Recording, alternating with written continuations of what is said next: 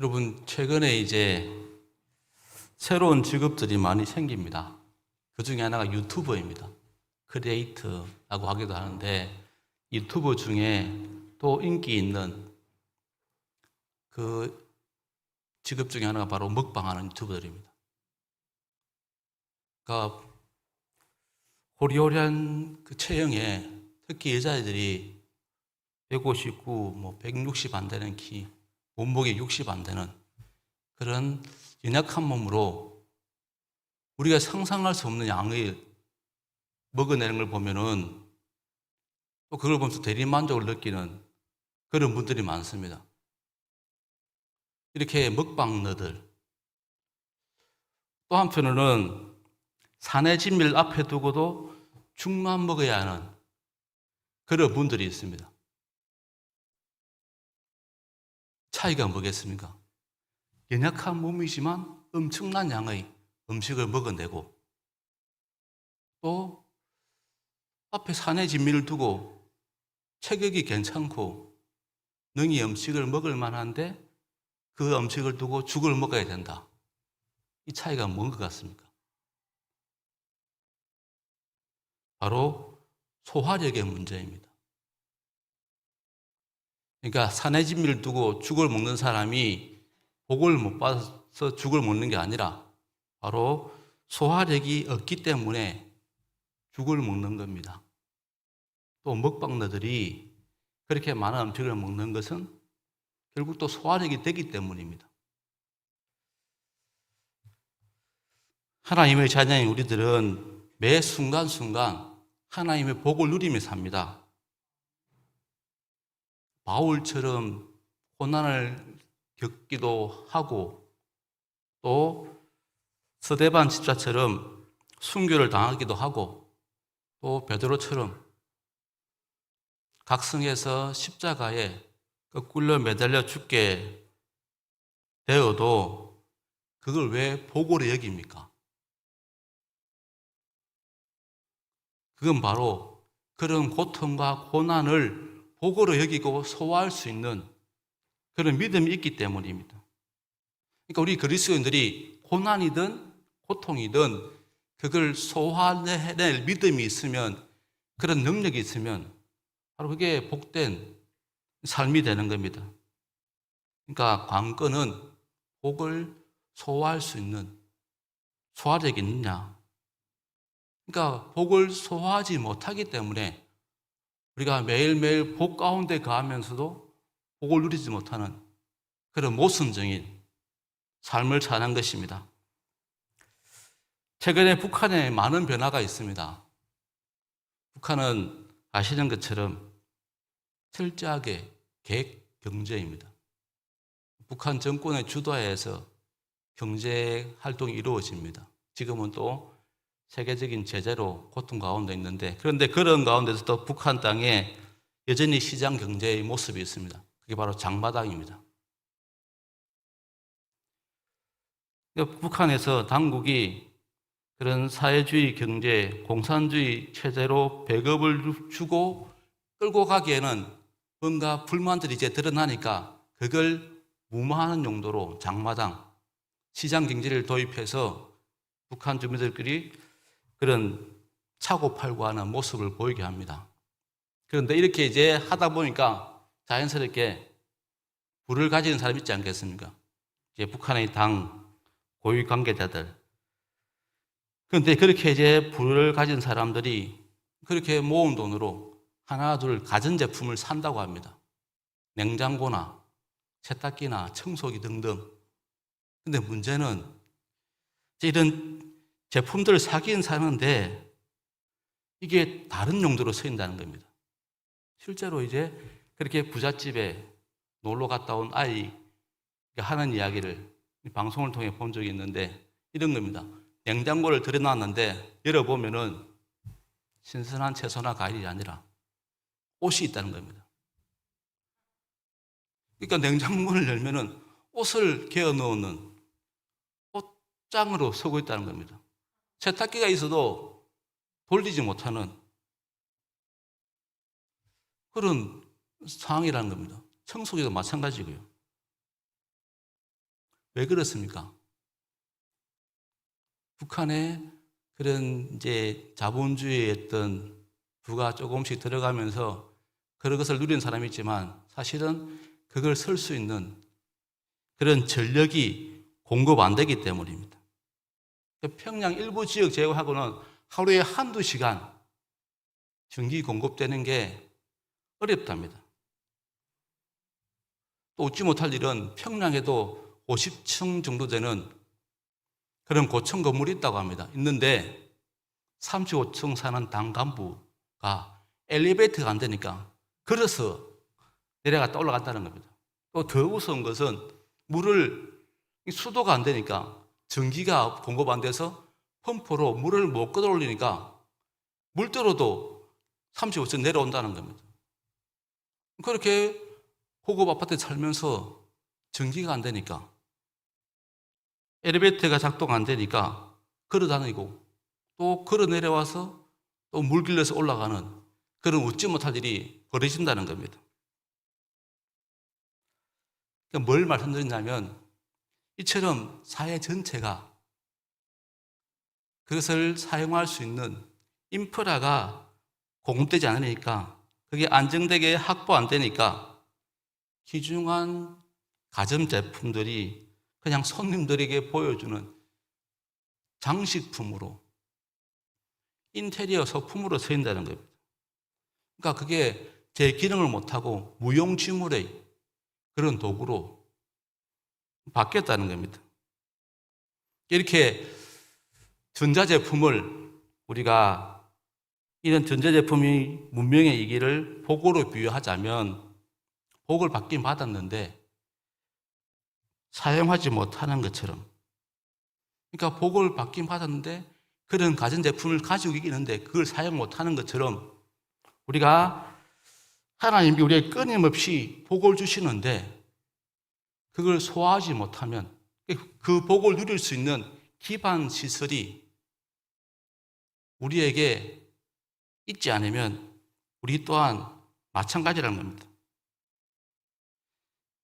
사회의 기반 시설이 없어서 북한 주민이 가전제품을 제대로 사용하지 못하는 것처럼 내 삶이 하나님이 순간순간 복을 주시는데 그걸 누릴 수 있는 내 삶의 구조가 안 된다면, 삶의 소화력이 없다면 그걸 복으로 누리지 못한다는 겁니다. 대표적인 복 소화 불량이 무엇입니까? 구약에 보면 바로 가나안 정탐 사건입니다. 10명의 정탐꾼들이 12명이 가서 10명이 돌아와서 뭐라 말합니까? 도저히 정복할 수 없는 땅이라는 정보를 내놓습니다. 거기에 넘어가서 이스라엘 백성들이 어떻게 합니까? 1세대 성인들은 결국 그것에 넘어가서 38년 동안 가나안 땅을 밟지 못하고 죽고 맙니다. 출애굽 1세대들이 약속의 땅 가나안을 주시려고 하시는 하나님의 복된 계획을 그 누구도 소화하지 못했기 때문에 결국 광야에서 방황하다 죽고 말았다는 겁니다. 가나안을 주시겠다. 그것은 뭡니까? 하나님이 이스라엘에게 허락하신 복입니다. 하나님께서 복을 주시면 그대로 이루어질 일인데 그걸 소화하지 못하니까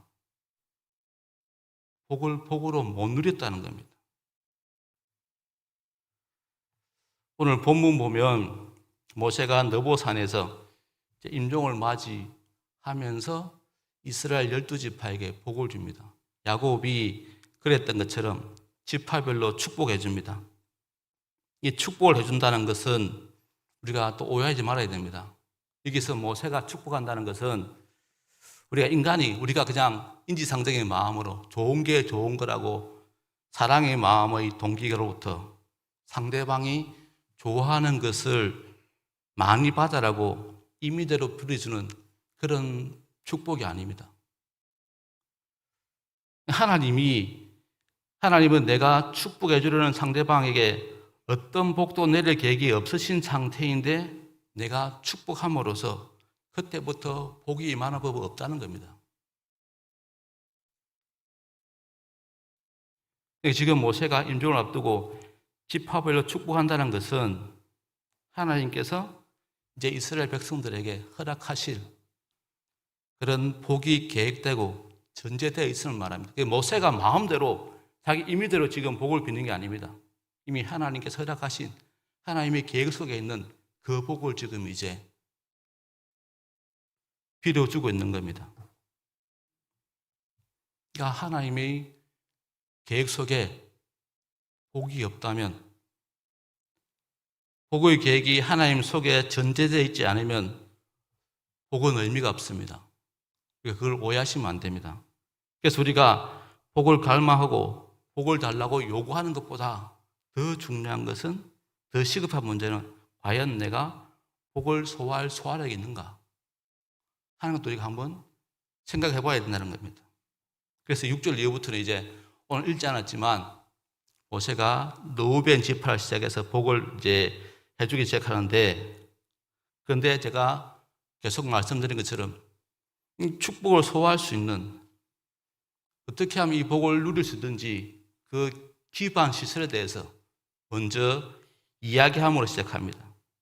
그러니까 복이라는 가전제품이 들어오려면 내 삶에 기반 시설이 갖춰져야 되는 것처럼 기반 시설이 확충되어 있어야 함을 우리가 아는 것처럼, 이렇게 이제 모세가 먼저 하나님의 복을 누릴 수 있도록, 이스라엘 백성들이 하나님의 복된 삶을 살 수 있도록 복을 소화시킬 수 있는, 준비시키는 말씀이 바로 오늘 본문입니다.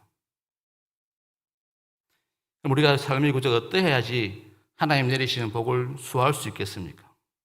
1절에서 보시면 이스라엘 자손을 위해서 축복함이 이러하니라 하고, 또 2절부터 5절까지 축복받을 수 있는 구조에 대해서 말씀하십니다. 내가 축복할 것인데 그 복이 너희에게 실제로 임하게 될 때 그 복을 수호할 수 있기 위해서는 바로 이런 모습이 되어야 된다 하고 모세가 먼저 설명하고 지파별로 축복한다는 겁니다.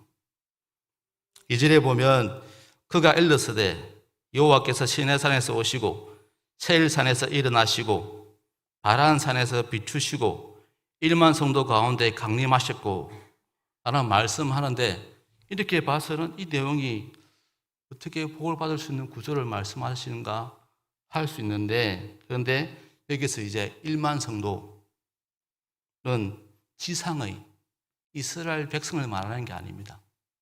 하나님께서 1만 명의 거룩한 존재들 가운데서 천군 천사를 거느리시고 강림하시는 것, 임재하시는, 내려오시는 그 모습을 지금 말하고 있습니다. 그러니까 모세가 이스라엘 백성에게 먼저 축복하기 전에 말씀하는 요지는 하나님이 우리를 찾아오셨다는 겁니다. 하나님이 이스라엘을 복주시기 위해서 강림하신다는 겁니다. 이게 바로 우리 기독교가 가지는 특징입니다. 하나님이 우리를 복주시기 위해서 찾아오시는 것. 이것이 세상 사람과 우리가 다른 점입니다. 그러면서 이제 모세가 이런 하나님이 찾아오신 가운데 우리의 상황을 이제 이해시킵니다. 즉, 하나님의 자녀들의 삶에 주어지는 상황은 세상 전체와 나와 하나님이라는 삼각관계에 놓이게 된다는 겁니다. 세상과 나와 하나님. 근데 여기서 하나님이 내게 찾아오심을 인해서 일어나야 되는 것은 결국 그 하나님과 내가 하나됨, 연합함을 지금 이야기하는 겁니다. 하나님과 내가 연합하는 구조가 돼야지, 하나님이 나를 복주시게 찾아오시는데 그 찾아오신 하나님과 내가 연합해야지, 하나가 돼야지, 그래서 하나님 주시는 복을 소화할 수 있다. 그것을 먼저 지금 말하는 것입니다. 분명히 가나안 땅에 들어가면은 그 가나안 땅이 또 현실적으로 그들을 맞이합니다. 즉, 우리 눈앞에 우리의 기존, 우리가 대면해야 될 사회가 있습니다. 각 나라마다 마찬가지입니다. 그러니까 눈에 보이는 세상이 있습니다. 그러니까 그 눈에 보이는 세상에 마음 뺏기지 않고, 그거는 내 마음에서 제로로 없는 것처럼 마음에서 빼버리고 먼저 하나님과 연합해야 됨을 말하는 것입니다. 마음으로 하나님과 연합하기 위해서 눈에 들어오는 세상은 외면하고